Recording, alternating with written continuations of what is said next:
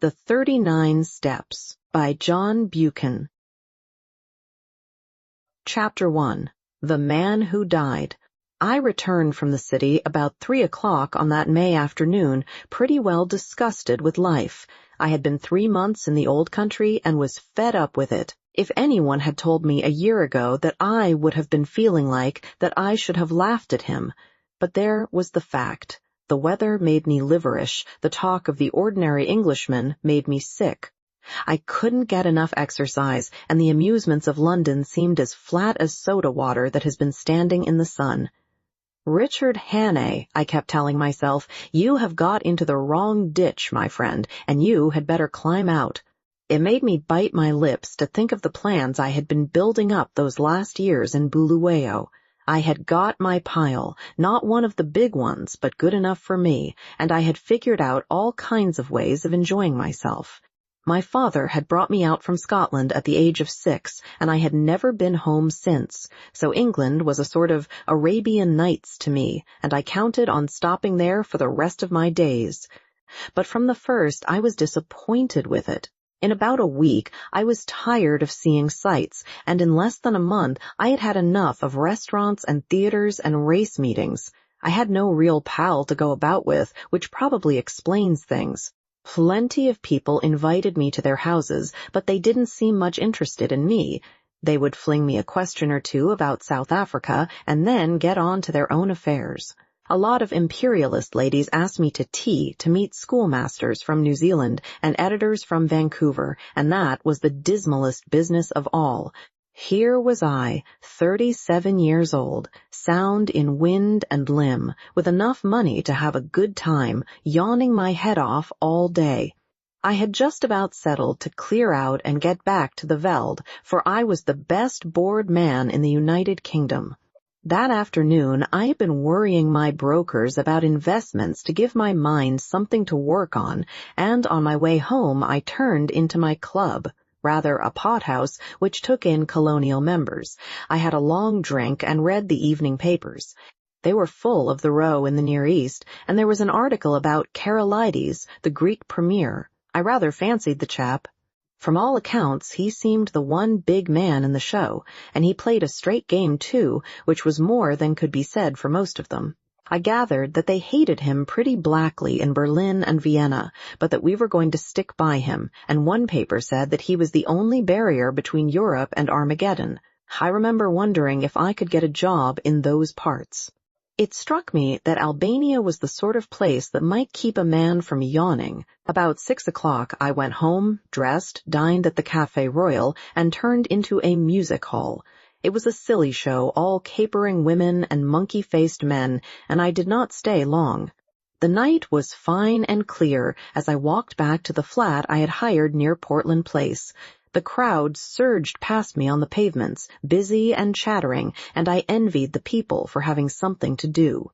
These shopgirls and clerks and dandies and policemen had some interest in life that kept them going.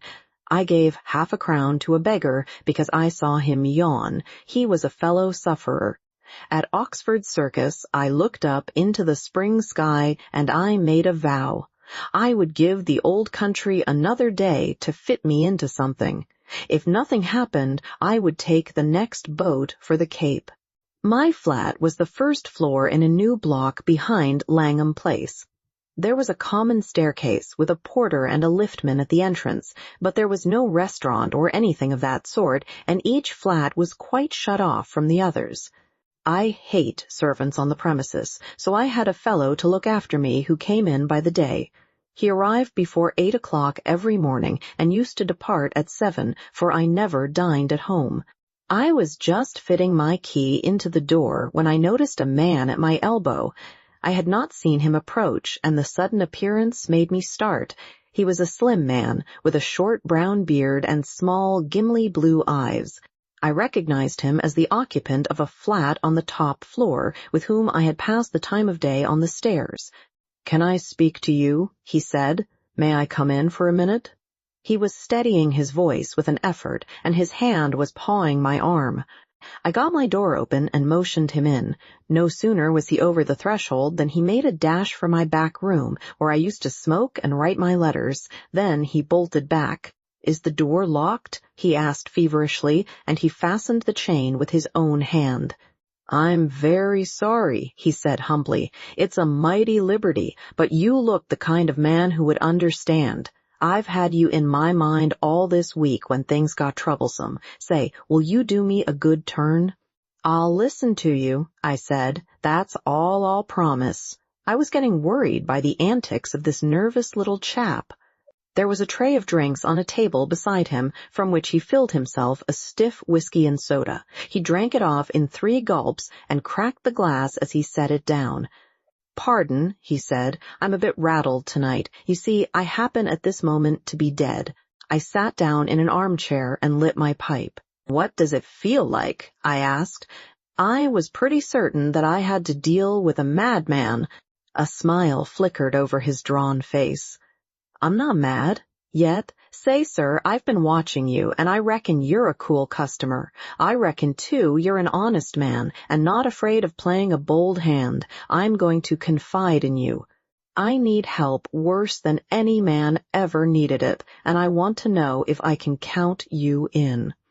"Get on with your yarn," I said, "and I'll tell you." He seemed to brace himself for a great effort, and then started on the queerest rigmarole. I didn't get hold of it at first, and I had to stop and ask him questions. But here is the gist of it. He was an American, from Kentucky, and after college, being pretty well off, he had started out to see the world. He wrote a bit and acted as war correspondent for a Chicago paper and spent a year or 2 in southeastern Europe. I gathered that he was a fine linguist and had got to know pretty well the society in those parts. He spoke familiarly of many names that I remembered to have seen in the newspapers. He had played about with politics, he told me, at first for the interest of them, and then because he couldn't help himself. I read him as a sharp, restless fellow who always wanted to get down to the roots of things. He got a little further down than he wanted. I am giving you what he told me as well as I could make it out. Away behind all the governments and the armies, there was a big subterranean movement going on, engineered by very dangerous people. He had come on it by accident. It fascinated him. He went further, and then he got caught. I gathered that most of the people in it were the sort of educated anarchists that make revolutions, but that beside them there were financiers who were playing for money. A clever man can make big profits on a falling market, and it suited the book of both classes to set Europe by the ears. He told me some queer things that explained a lot that had puzzled me. Things that happened in the Balkan War, how one state suddenly came out on top, why alliances were made and broken, why certain men disappeared, and where the sinews of war came from. The aim of the whole conspiracy was to get Russia and Germany at loggerheads. When I asked why, he said that the anarchist lot thought it would give them their chance. Everything would be in the melting pot, and they looked to see a new world emerge. The capitalists would rake in the shekels and make fortunes by buying up wreckage. Capital, he said, had no conscience and no fatherland. Besides, the Jew was behind it, and the Jew hated Russia worse than hell. "Do you wonder?" he cried. "For 300 years they have been persecuted, and this is the return match for the pogroms. The Jew is everywhere, but you have to go far down the back stairs to find him." Take any big Teutonic business concern. If you have dealings with it, the first man you meet is Prince von Unzu something, an elegant young man who talks Eton and Harrow English, but he cuts no ice. If your business is big, you get behind him and find a prognathous Westphalian with a retreating brow and the manners of a hog. He is the German businessman that gives your English papers the shakes. But if you're on the biggest kind of job and are bound to get to the real boss, 10 to 1 you are brought up against a little white-faced Jew in a bath chair with an eye like a rattlesnake. Yes, sir, he is the man who is ruling the world just now, and he has his knife in the empire of the Tsar because his aunt was outraged and his father flogged in some one-horse location on the Volga. I could not help saying that his Jew anarchists seem to have got left behind a little. Yes and no, he said. They won up to a point, but they struck a bigger thing than money, a thing that couldn't be bought, the old elemental fighting instincts of man. If you're going to be killed, you invent some kind of flag and country to fight for, and if you survive, you get to love the thing. Those foolish devils of soldiers have found something they care for, and that has upset the pretty plan laid in Berlin and Vienna. But my friends haven't played their last card by a long sight. They've gotten the ace up their sleeves, and unless I can keep alive for a month, they are going to play it and win. But I thought you were dead, I put in. Mors janua vita, he smiled. I recognized the quotation. It was about all the Latin I knew. I'm coming to that, but I've got to put you wise about a lot of things first. If you read your newspaper, I guess you know the name of Constantine Karolides? I sat up at that, for I had been reading about him that very afternoon. He is the man that has wrecked all their games. He is the one big brain in the whole show, and he happens also to be an honest man. Therefore, he has been marked down these 12 months past. I found that out. Not that it was difficult, for any fool could guess as much, but I found out the way they were going to get him, and that knowledge was deadly. That's why I have had to decease. He had another drink, and I mixed it for him myself, for I was getting interested in the beggar. They can't get him in his own land, for he has a bodyguard of epirotes that would skin their grandmothers. But on the 15th day of June, he is coming to this city. The British Foreign Office has taken to having international tea parties, and the biggest of them is due on that date. Now Karolides is reckoned the principal guest, and if my friends have their way, he will never return to his admiring countrymen. That's simple enough, anyhow, I said. You can warn him and keep him at home. And play their game? He asked sharply. If he does not come, they win, for he's the only man that can straighten out the tangle. And if his government are warned, he won't come, for he does not know how big the stakes will be on June the 15th.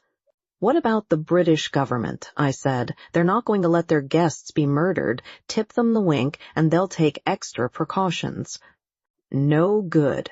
They might stuff your city with plainclothes detectives and double the police, and Constantine would still be a doomed man. My friends are not playing this game for candy. They want a big occasion for the taking off, with the eyes of all Europe on it. He'll be murdered by an Austrian, and there'll be plenty of evidence to show the connivance of the big folk in Vienna and Berlin. It will all be an infernal lie, of course, but the case will look black enough to the world. I'm not talking hot air, my friend. I happen to know every detail of the hellish contrivance, and I can tell you it will be the most finished piece of blackguardism since the Borgias. But it's not going to come off if there's a certain man who knows the wheels of the business alive right here in London on the 15th day of June, and that man is going to be your servant, Franklin P. Scudder. I was getting to like the little chap. His jaw had shut like a rat trap, and there was the fire of battle in his gimli eyes. If he was spinning me a yarn, he could act up to it. Where did you find out this story? I asked. I got the first hint in an inn on the Ochensee in Tyrol. That set me inquiring, and I collected my other clues in a fur shop in the Galician quarter of Buda, in a strangers' club in Vienna, and in a little bookshop off the Racknitzstrasse in Leipzig. I completed my evidence 10 days ago in Paris. I can't tell you the details now, for it's something of a history. When I was quite sure in my own mind I judged it my business to disappear, and I reached this city by a mighty queer circuit. I left Paris a dandified young French-American, and I sailed from Hamburg a Jew diamond merchant. In Norway, I was an English student of Ibsen collecting materials for lectures, but when I left Bergen, I was a cinema man with special ski films, and I came here from Leith with a lot of pulpwood propositions in my pocket to put before the London newspapers. Till yesterday, I thought I had muddied my trail some and was feeling pretty happy. Then the recollection seemed to upset him, and he gulped down some more whiskey. Then I saw a man standing in the street outside this block. I used to stay close in my room all day and only slip out after dark for an hour or two.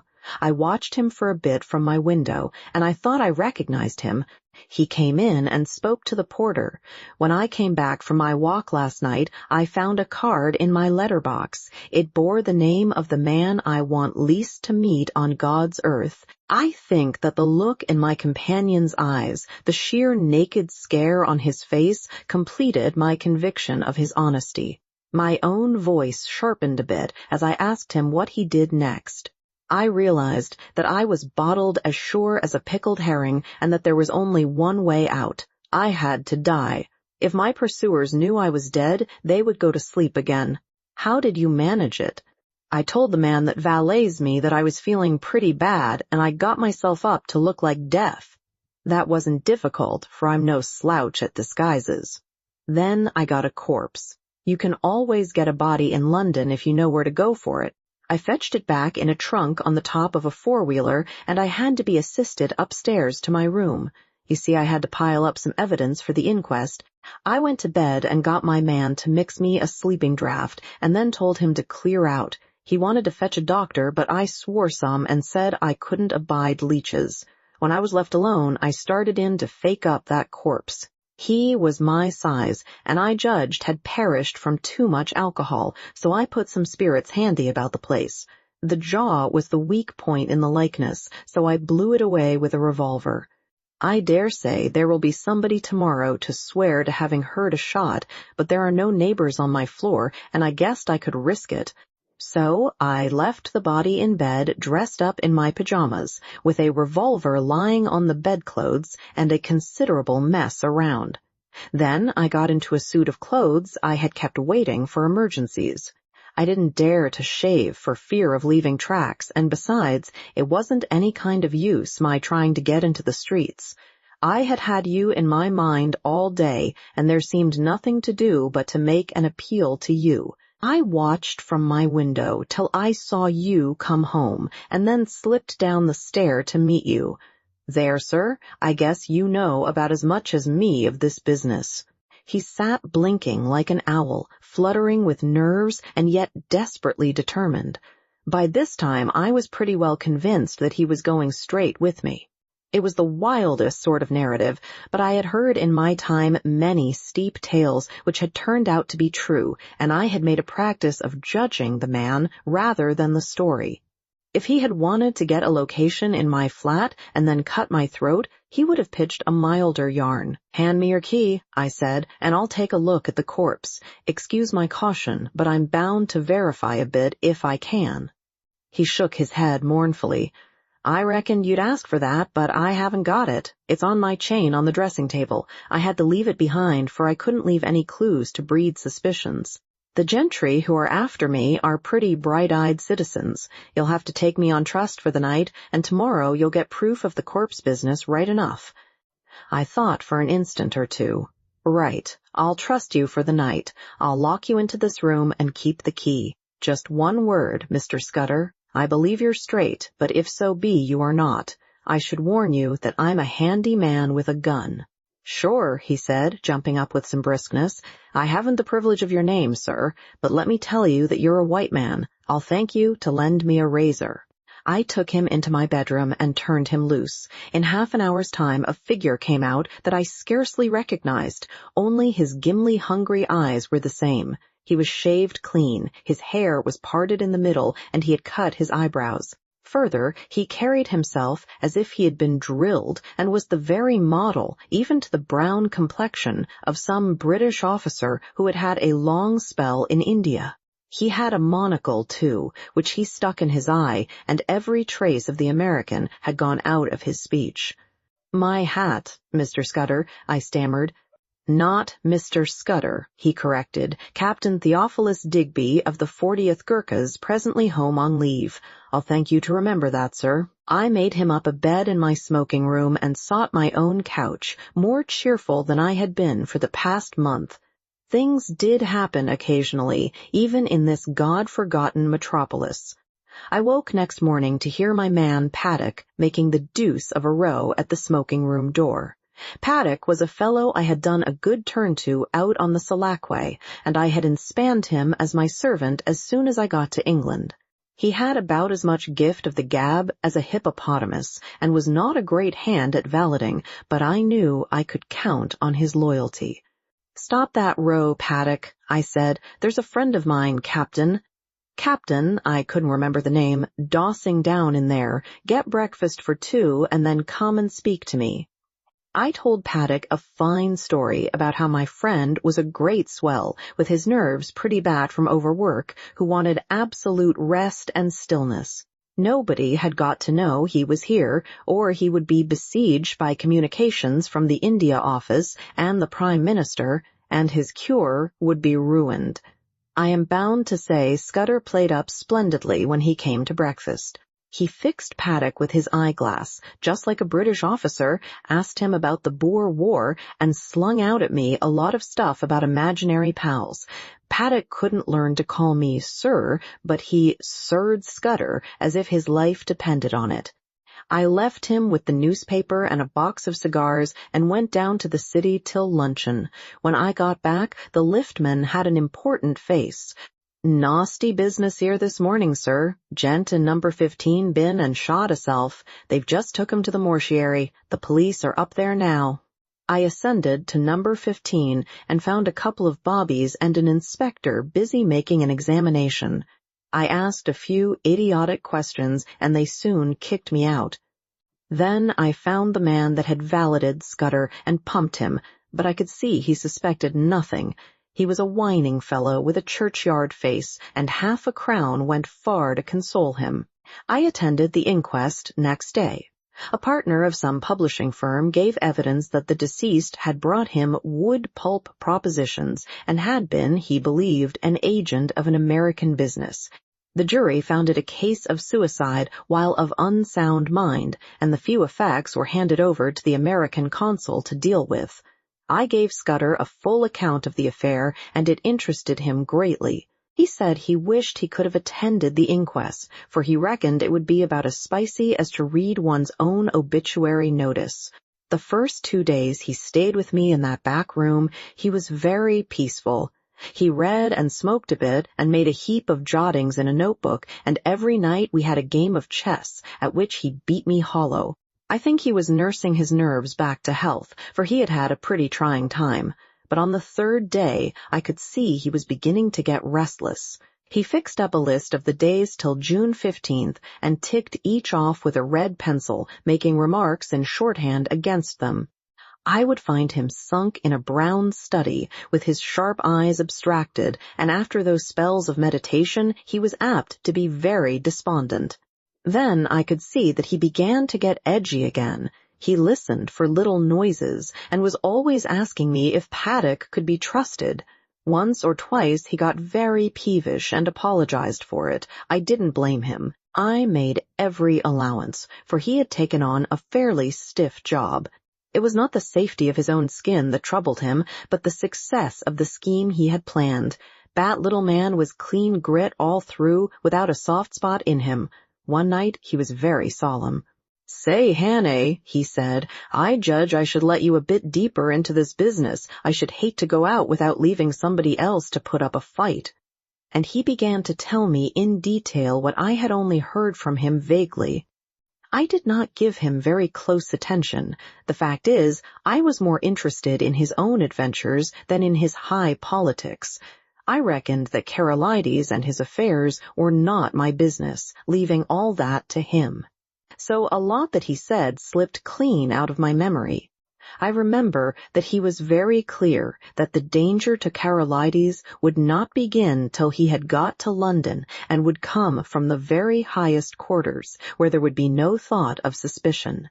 He mentioned the name of a woman, Julia Czekany, as having something to do with the danger.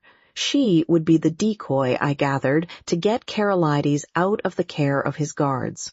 He talked, too, about a black stone and a man that lisped in his speech, and he described very particularly somebody that he never referred to without a shudder, an old man with a young voice who could hood his eyes like a hawk.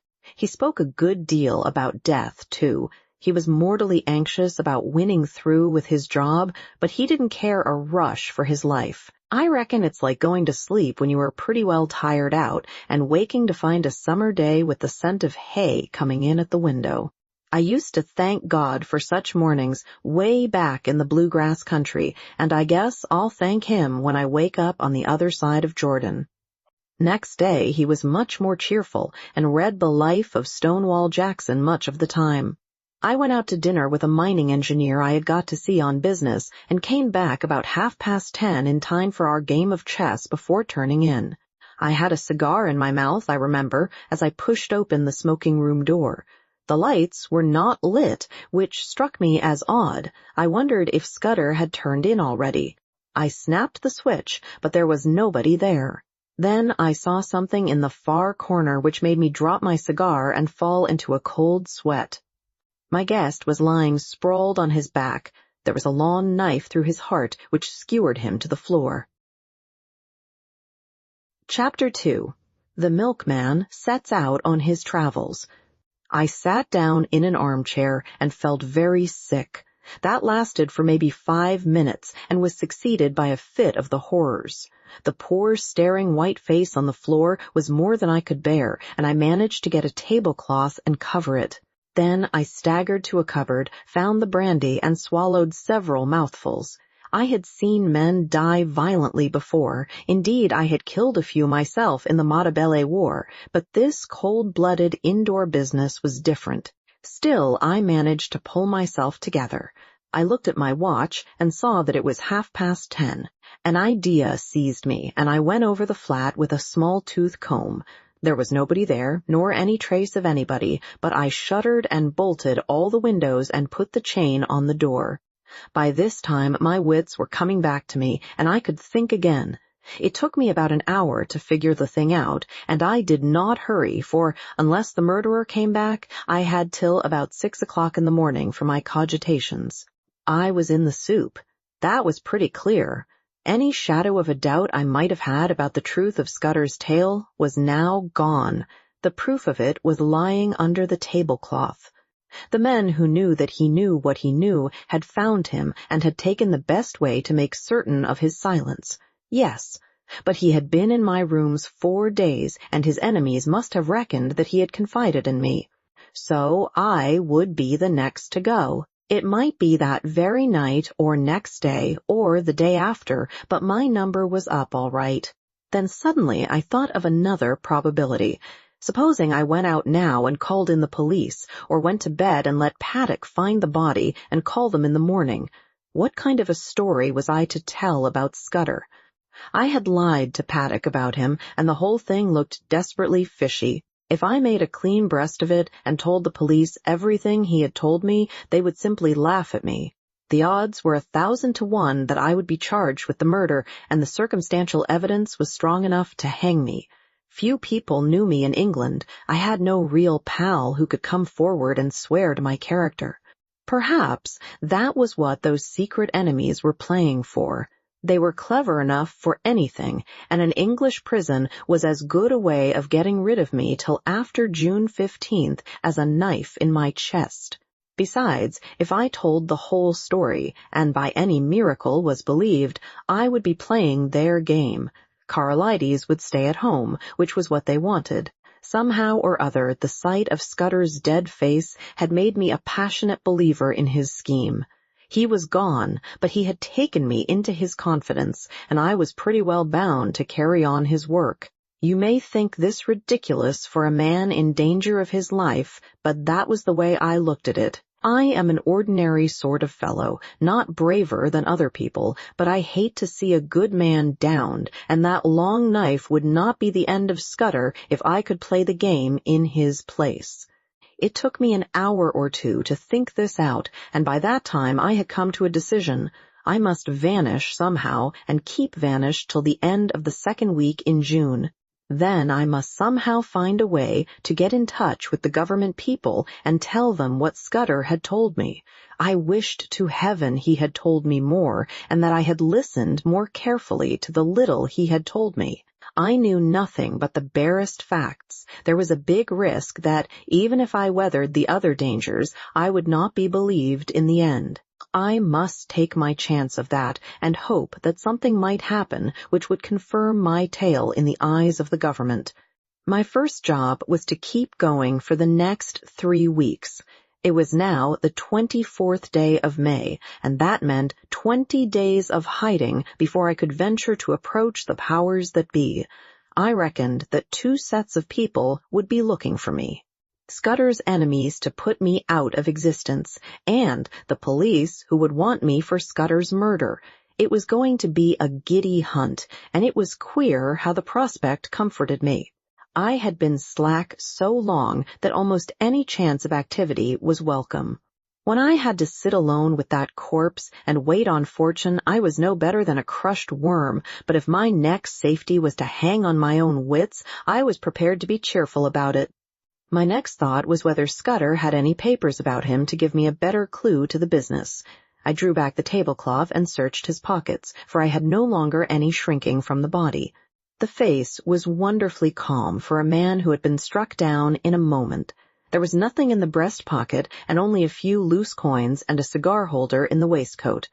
The trousers held a little penknife and some silver, and the side pocket of his jacket contained an old crocodile-skin cigar case.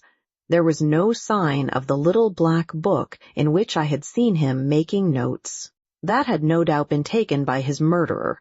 But as I looked up from my task, I saw that some drawers had been pulled out in the writing table. Scudder would never have left them in that state, for he was the tidiest of mortals. Someone must have been searching for something. Perhaps for the pocketbook. I went round the flat and found that everything had been ransacked. The inside of books, drawers, cupboards, boxes, even the pockets of the clothes in my wardrobe, and the sideboard in the dining room. There was no trace of the book. Most likely the enemy had found it, but they had not found it on Scudder's body. Then I got out an atlas and looked at a big map of the British Isles. My notion was to get off to some wild district where my veldcraft would be of some use to me, for I would be like a trapped rat in a city. I considered that Scotland would be best, for my people were Scotch, and I could pass anywhere as an ordinary Scotsman. I had half an idea at first to be a German tourist, for my father had had German partners, and I had been brought up to speak the tongue pretty fluently, not to mention having put in 3 years prospecting for copper in German Damaraland. But I calculated that it would be less conspicuous to be a Scot, and less in a line with what the police might know of my past. I fixed on Galloway as the best place to go. It was the nearest wild part of Scotland, so far as I could figure it out, and from the look of the map was not over thick with population. A search in Bradshaw informed me that a train left St. Pancras at 7:10, which would land me at any Galloway station in the late afternoon. That was well enough, but a more important matter was how I was to make my way to St. Pancras, for I was pretty certain that Scudder's friends would be watching outside. This puzzled me for a bit. Then I had an inspiration, on which I went to bed and slept for 2 troubled hours. I got up at 4 and opened my bedroom shutters. The faint light of a fine summer morning was flooding the skies, and the sparrows had begun to chatter. I had a great revulsion of feeling and felt a God-forgotten fool. My inclination was to let things slide and trust to the British police taking a reasonable view of my case. But as I reviewed the situation, I could find no arguments to bring against my decision of the previous night, so, with a wry mouth, I resolved to go on with my plan. I was not feeling in any particular funk, only disinclined to go looking for trouble, if you understand me. I hunted out a well-used tweed suit, a pair of strong-nailed boots, and a flannel shirt with a collar. Into my pockets I stuffed a spare shirt, a cloth cap, some handkerchiefs, and a toothbrush. I had drawn a good sum in gold from the bank 2 days before, in case Scudder should want money, and I took 50 pounds of it in sovereigns in a belt which I had brought back from Rhodesia. That was about all I wanted. Then I had a bath and cut my mustache, which was long and drooping, into a short, stubbly fringe. Now came the next step. Paddock used to arrive punctually at 7:30 and let himself in with a latchkey. But about 20 minutes to 7, as I knew from bitter experience, the milkman turned up with a great clatter of cans and deposited my share outside my door. I had seen that milkman sometimes when I had gone out for an early ride. He was a young man about my own height, with an ill-nourished mustache, and he wore a white overall. On him I staked all my chances. I went into the darkened smoking room, where the rays of morning light were beginning to creep through the shutters. There I breakfasted off a whiskey and soda and some biscuits from the cupboard. By this time it was getting on for 6 o'clock. I put a pipe in my pocket and filled my pouch from the tobacco jar on the table by the fireplace. As I poked into the tobacco, my fingers touched something hard, and I drew out Scudder's little black pocketbook. That seemed to me a good omen. I lifted the cloth from the body and was amazed at the peace and dignity of the dead face. "Goodbye, old chap," I said. "I am going to do my best for you. Wish me well, wherever you are." Then I hung about in the hall, waiting for the milkman. That was the worst part of the business, for I was fairly choking to get out of doors. 6:30 passed, then 6:40, but still he did not come. The fool had chosen this day of all days to be late. At 1 minute after the 6:45, I heard the rattle of the cans outside. I opened the front door, and there was my man, singling out my cans from a bunch he carried and whistling through his teeth. He jumped a bit at the sight of me. "Come in here a moment," I said. "I want a word with you." And I led him into the dining room. "I reckon you're a bit of a sportsman," I said, "and I want you to do me a service. Lend me your cap and overall for 10 minutes, and here's a sovereign for you." His eyes opened at the sight of the gold, and he grinned broadly. "What's the jime?" he asked. "A bet," I said. "I haven't time to explain, but to win it I've got to be a milkman for the next 10 minutes. All you've got to do is to stay here till I come back. You'll be a bit late, but nobody will complain, and you'll have that quid for yourself." "Right-o," he said cheerily. "I ain't the man to spoil a bit of sport. 'Ere's the rig, governor." I stuck on his flat blue hat and his white overall, picked up the cans, banged my door, and went whistling downstairs. The porter at the foot told me to shut my jaw, which sounded as if my makeup was adequate. At first I thought there was nobody in the street. Then I caught sight of a policeman 100 yards down and a loafer shuffling past on the other side.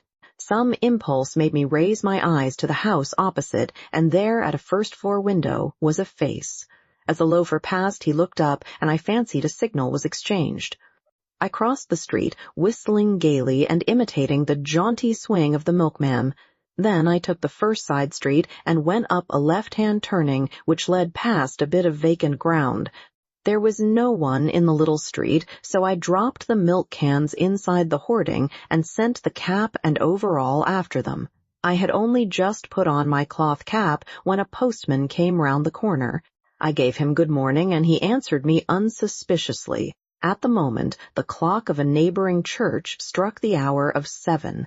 There was not a second to spare. As soon as I got to Euston Road, I took to my heels and ran. The clock at Euston Station showed 5 minutes past the hour. At St. Pancras I had no time to take a ticket, let alone that I had not settled upon my destination. A porter told me the platform, and as I entered it, I saw the train already in motion. 2 station officials blocked the way, but I dodged them and clambered into the last carriage. 3 minutes later, as we were roaring through the northern tunnels, an irate guard interviewed me. He wrote out for me a ticket to Newton Stewart, a name which had suddenly come back to my memory, and he conducted me from the first-class compartment where I had ensconced myself to a third-class smoker, occupied by a sailor and a stout woman with a child. He went off grumbling, and as I mopped my brow, I observed to my companions in my broadest Scots that it was a sore job catching trains. I had already entered upon my part. "The impudence o' that Gaird," said the lady bitterly. "He needed a Scotch tongue to pit him in his place. He was complainin' of this wean no hain a ticket and her no fower till August 12th, and he was objectin' to this gentleman spittin'." The sailor morosely agreed, and I started my new life in an atmosphere of protest against authority. I reminded myself that a week ago I had been finding the world dull.